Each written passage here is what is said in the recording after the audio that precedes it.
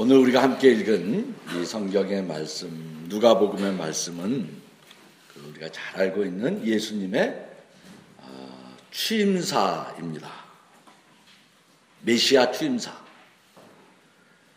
예수님께서 자신이 메시아로서 공생애를 시작하면서 첫 번째 선언하신 말씀으로 구약의 이사야서 61장의 말씀을 읽으신 것으로 누가가 전하고 있어요. 오늘 읽지는 않았습니다만 오늘 바로 본문 앞에 누가복음 4장에 보면 예수님이 이제 내가 이렇게 그냥 살면 안 되겠구나, 어떤 그런 강한 내적 동기가 생겨나서 이제 광야에 가서 시험을 당하시고 그 시험 40일 동안 금식 기도를 마치고 곧바로 회당으로, 당신이 다니시던 회당으로, 갈릴리에 있는 회당으로 가셔서 이사야를 펴셔서 그 대목을 읽으신 것으로 되어 있어요. 그게 오늘 18절부터 읽었습니다. 17절에 이렇게 되어 있습니다. 예언자 이사야 두루마리를 건네 받으시어 그것을 펴시어, 이런 말씀이 있는 데를 찾으셨다. 그러니까 이사야, 옛날 두루마리니까 이사야 두루마리 한 거 그 쭉 펴서 당신이 어떤 대목을 읽으셨는데 거기 61장 1절 2절이라는 거예요. 그 유명한 가난한 사람에게 기쁜 소식, 포로된 자에게 자유, 눈먼 사람에게 눈 뜨이고 억눌린 자에게 해방을 선포했다는 그 61장의 구절을 읽으신 것으로 기록되어 있어요. 예수님의 취임사는 예수님이 당신이 직접 작성하신 것이 아니라, 그러니까 이제 예수님이 취임하시면서 당신이 직접 내가 이제 이런 일을 하겠다 하고 당신이 쓴 연설문이 아니라 구약 성경에 이사야서 61장의 한 구절을 인용하심으로써 당신의 책임, 당신 나는 무엇 때문에 이 세상에 왔다 하는 취임의 일성, 메시아 공생의 취임의 일성을 발하셨다는 그런 것이죠. 이런 얘기를 들으면서 우리는 자연스럽게 두 가지 물음을 갖게 됩니다.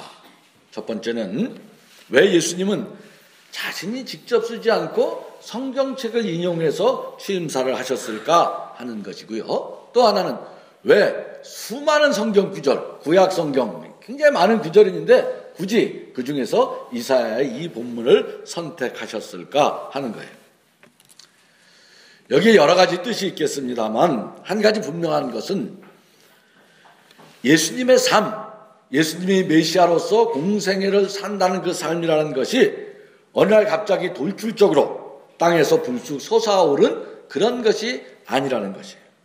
아주 긴 역사적인 전통 속에서 이스라엘 역사를 통한 하나님의 인간 구원의 역사 전승, 하나님이 오랫동안 이스라엘 역사를 통해서 일해 오셨는데 그 전승의 한복판에서 일어난 사건이라는 그런 뜻이 이 속에 담겨 있는 것이죠.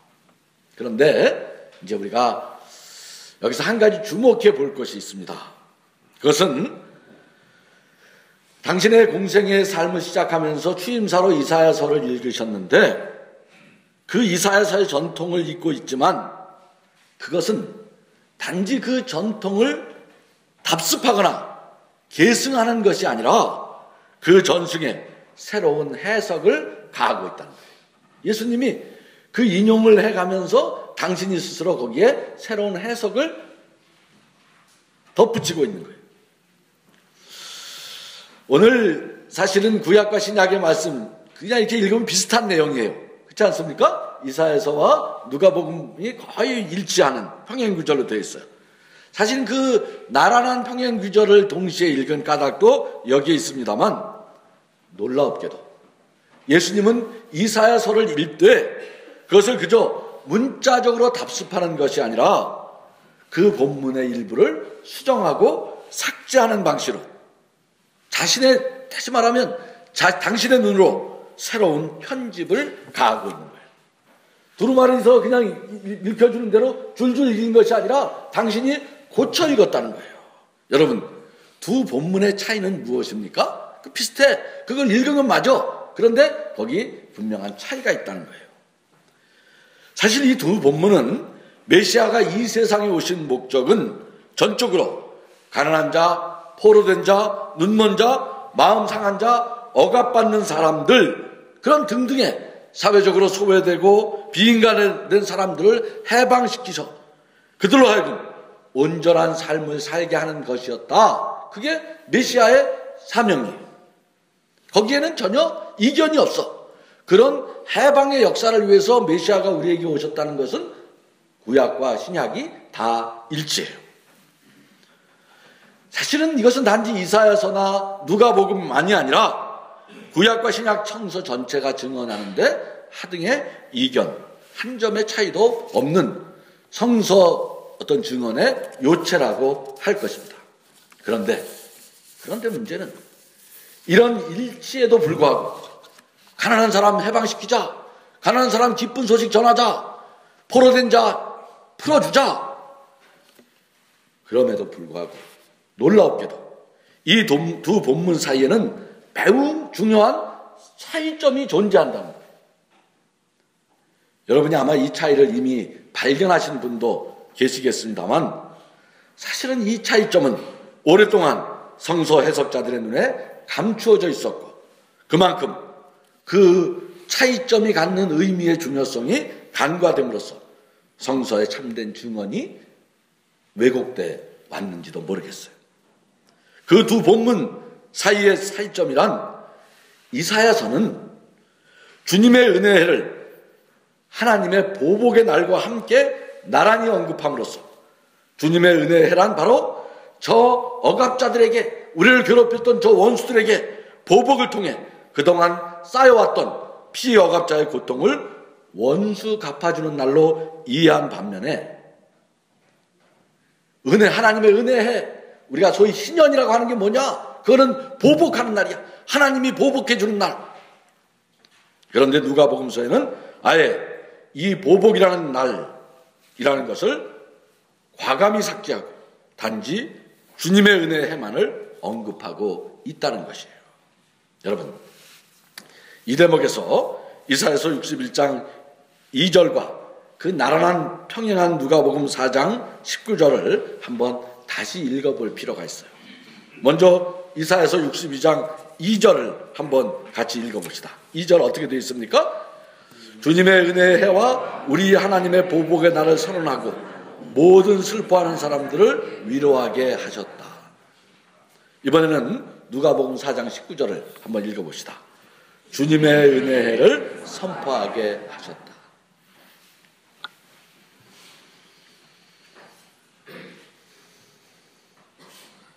이게 똑같은 말이에요. 이사야서 예수님이 두루마리 받아서 당신이 읽으셨는데 처음 부분은 똑같이 읽었는데 마지막에 가서 예수님이 다르게 읽어요. 이제 무슨 말입니까? 이제 예수로부터 시작되는 이 새 역사는 새로운 해방의 사건은 보복의 방식으로 하는 것이 아니라는 것이에요. 그리스도를 통한 새로운 해방의 길은 보복에 있는 것이 아니라 단지 은혜의 시대를 살아냄으로써만 가능하다는 것입니다. 그렇습니다. 진정한 해방의 길, 그것은 은혜와 보복을 동일 범주에 넣어서 선포하고 이해해왔던 은혜, 하나님의 은혜라는 저 못된 것들을 다 징치하고 벌주는 그런 보복의 날이라고 하는 원수 갚는 날. 옛날 번역엔 그렇게 돼 있어요. 원수 갚는 날이야. 그래야 내 직성이 풀릴 거 아니야. 내 가슴에 이 응어리가 해결될 거 아니야.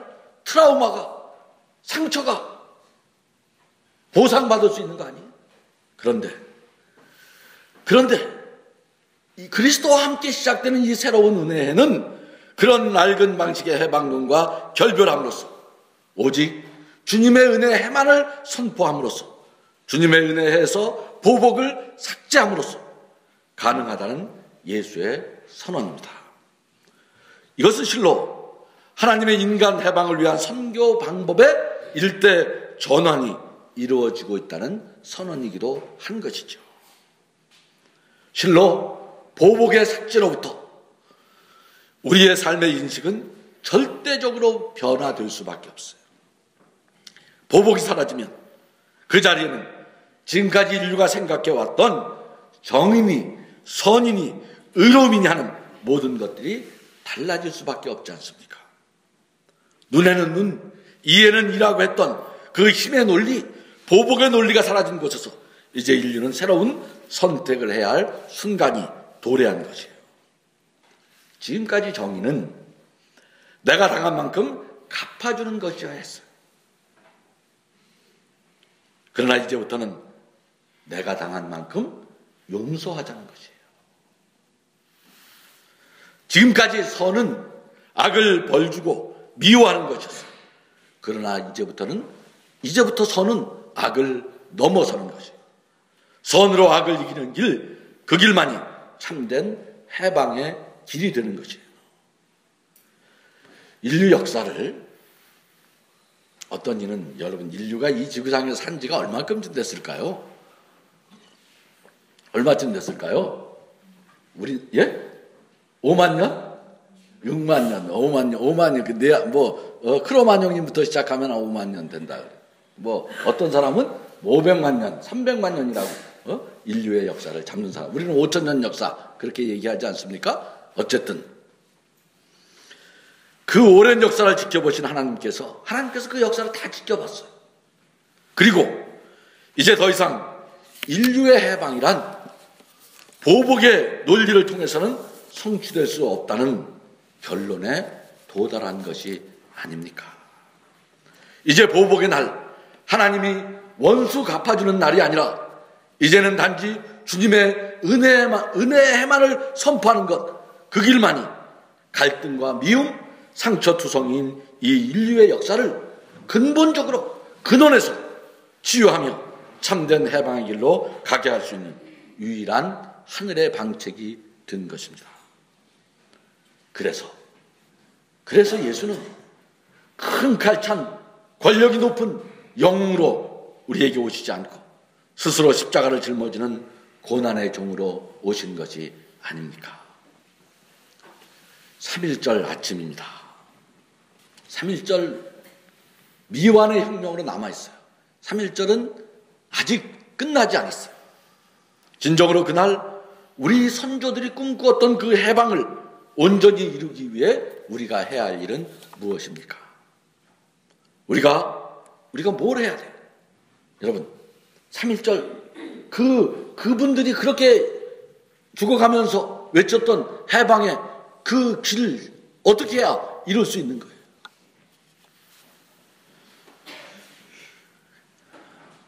우리가 보복의 논리에서 벗어나는 것이에요. 일제 36년간 식민지배 정말 아픈 일이 많지 않았습니까? 뿐만 아니라 우리 현대사 지난 우리 근현대사를 보면 얼마나 상처가 많아요. 6.25 전쟁을 통해 우리는 동족 간에 정말 깊은 상처를 주고받지 않았습니까? 그래서 소위 레드 컴플렉스라고 하는 빨간 것만 보면 기분이 나빠지는 그런 것들이 우리 속에 상처로 그냥 남아있어요. 그러나 우리가 믿음으로 이 문제를 보면 일본에 대해서도 북한에 대해서도 우리가 당한 것만을 생각해서는 안 되는 것이에요. 이제는 우리가 당당히 저들에게 더 큰 용서를 베풀 수 있는 그런 믿음이 필요한 것이에요. 그래서 저들을 미워하고 보복하려는 논리에서 풀려나서 주님의 은총의 해, 주님의 은혜의 해가 우리 안에 뿌리 내리도록 해야 하는 거예요. 그것은 구체적으로 우리 스스로 자주하는 나라를 만들고 우리 안에 모든 이웃 나라들이 부러워하는 인권과 평화를 꽃피우는 사회를 이루어내는 것이에요. 외국 군대 자신의 안보를 의지하는 그런 못난 나라를 누가 존경하고 부러워하겠습니까? 돈 좀 있다고 해서 우리가 좀 잘 사는 사회가 되었다고 해서 진정으로 그런 품격을 가지고서 이웃 나라로부터 진정한 존경을 받는 나라가 될 수는 없는 거죠. 그러면 우리는 해방되지 못해. 그렇습니다. 우리가 해방되는 길은 우리가 우리 밖에 있는 어떤 것에 대한 미움과 원망이 아니라 힘을 통한 보복의 논리에서 풀려나서 우리 안에 은혜의 해를 선언하고 그 은혜의 질서를 키우는 것이에요. 그것은 밖으로는 우리가 자주하는 나라 만드는 거고, 안으로는 사회적 약자들을 잘 돌보는 건강한 민주공화국을 세우는 것이에요. 그래서 이웃 나라들이 저기 대한민국을 봐라 하는 그런 부러움을 사는 나라를 만드는 길, 그게 바로 우리가 가야 할 해방의 길이 아니겠습니까? 그게 진짜 해방의 길이고 진짜 모두가 이기는 길인 것입니다. 3.1절 아침 우리는 다시 꿈을 꾸어봅시다. 군사대국이 아니라, 이게요, 동아시아가 다 부국강병 군사대국 하다가 세상 다 망쳐먹는 거예요. 우리는 세상 다른 모든 나라는 그런 길로 가도 군비 확장하고 무슨 힘 자랑하고, 그래도 우리나라는 3.1운동을 겪었던 우리나라는 군사대국이 아니라 평화대국이 되는 그런 꿈 말입니다. 갈등과 미움의 38선이 용서와 화해의 38선이 되게 하는 꿈, 돈이 넘치는 사회가 아니라 우정과 사랑이 넘치는 사회의 꿈 말입니다. 어린이, 여성, 사회적 약자들이 더 대우받는 그런 새로운 사회의 꿈, 수학여행 가다가 비명 행사하지 않는 그런 안전사회의 꿈. 여기 그리스도인, 예수 믿는 사람, 우리의 새 역사 창조 능력이 요구되고 있는 것입니다. 이 은혜의 해를 만드는 일, 우리가, 예수 믿는 우리가 앞장서야 하지 않겠습니까? 교회가 용서를 가르치고 더 먼저 사랑하는 길에 서는 길, 거기 참된 해방의 길이 열릴 것입니다.